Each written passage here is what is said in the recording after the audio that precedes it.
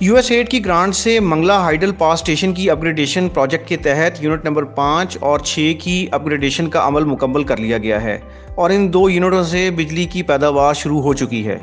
اپ gradation سے پہلے ان میں سے ہر یونٹ کی پیداواری صلاحیت 100 میگا واٹ تھی، جو بڑھ کر اب 135 میگا واٹ فی یونٹ ہو گئی ہے، یعنی دونوں یونٹ سے بجلی پیدا کرنے کی مجموعی صلاحیت 200 سے بڑھ کر 270 میگا واٹ تک چلی گئی ہے۔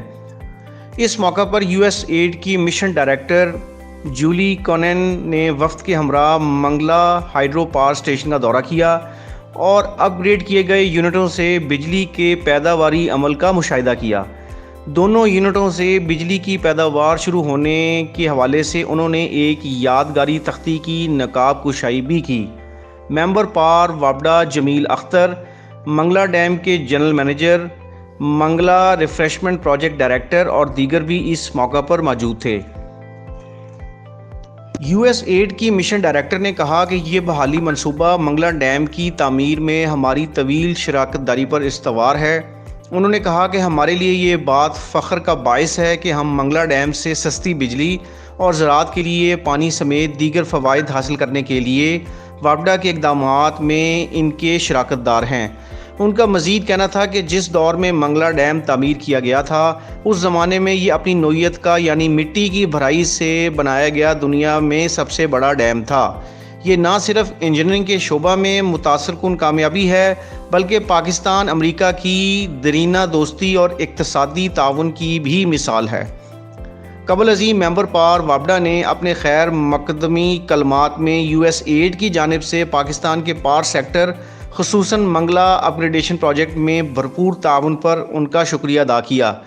انہوں نے پن بجلی کے ذرائع سے بھرپور استفادہ کے لیے وابڈا کی دو جہتی حکمت عملی کا ذکر کرتے ہوئے کہا کہ وابڈا نے نہ صرف نئے پن بجلی منصوبے تعمیر کیے ہیں،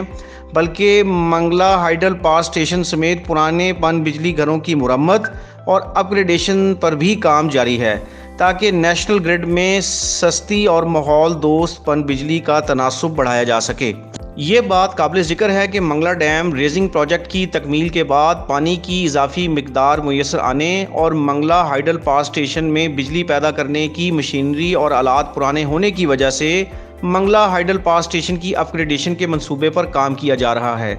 منصوبے کا منظور شدہ PC1 52 ارب 22 کروڑ 40 لاکھ روپے پر مشتمل ہے۔ یو ایس ایڈ منگلا اپ گریڈیشن پروجیکٹ کے لیے $150 ملین بطور گرانٹ دے رہا ہے، جبکہ بقایا رقم کا انتظام وابڈا اپنے وسائل اور قرض کے ذریعے کر رہا ہے۔ منگلا اپ گریڈیشن منصوبے کی تکمیل پر منگلا ہائیڈرو پاور اسٹیشن کی موجودہ پیداواری صلاحیت 1000 میگا واٹ سے بڑھ کر 1310 میگا واٹ ہو جائے گی۔ منگلا اپ گریڈیشن پروجیکٹ کو 11 مختلف پیکیجز میں تقسیم کیا گیا ہے، جس کو مختلف مراحل میں مکمل کیا جائے گا۔ پروجیکٹ کے تحت ایک وقت میں صرف ایک سرنگ یعنی 2 پیداواری یونٹوں کو بند کر کے ان کی اپ گریڈیشن کی جائے گی۔ واضح رہے کہ منگلا ہائیڈل پاور اسٹیشن کے پہلے 4 یونٹ 1967 میں نصب کیے گئے تھے،